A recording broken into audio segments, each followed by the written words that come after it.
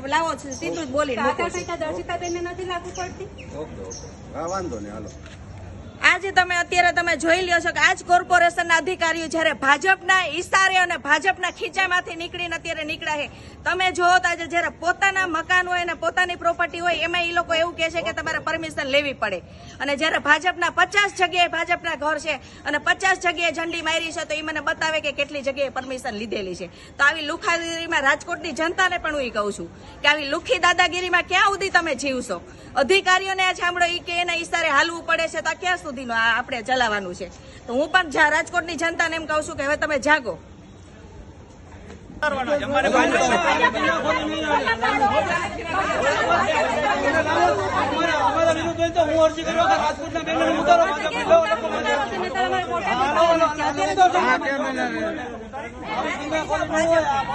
Ward number 2 માં આવો તમને યોગ્ય જગ્યાએ બધા ભાજપના ઉપર દર્શિતાના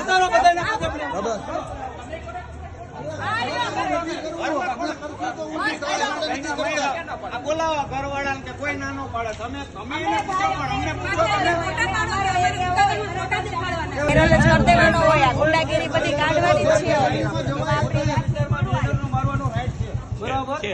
હા, એના સ્થાનિક ઉમેદવારને છે એટલે તમે આ કિનાખોરી નો રાખો. અમારી ડિમાન્ડ છે અને તમને કોઈ કમ્પ્લેન આવતી હોય તો હું આખા રાજકોટની હું તમને કમ્પ્લેન કરું. તમે કામગીરી કરશો એની ખાતરી લઈશ પછી. બિલકુલ લ્યો. હવે આપણે ભાજપને માર્યા આ તો આપણે અરજી કરો. હવે આખા રાજકોટની કરો.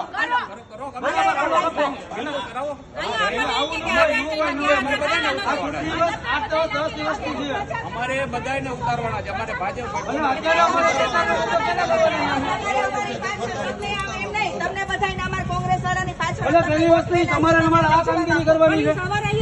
તમારે આ કામગીરી કરવાની છે.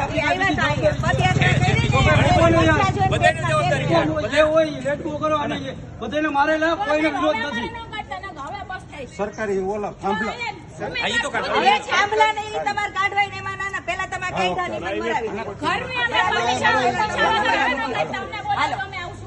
હાલો અમે તમે કયો આવશો અમને બોલાવજો કે આ પરમિશન નથી આપી તો અમે ખુદ કાઢી લેશું. અમને પૂછ્યા વગર મહેરબાની ભાજપ નહીં કરવાનું ખોટી રીતના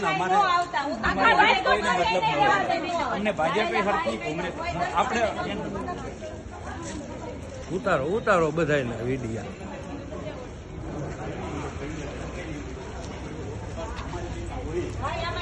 આપણે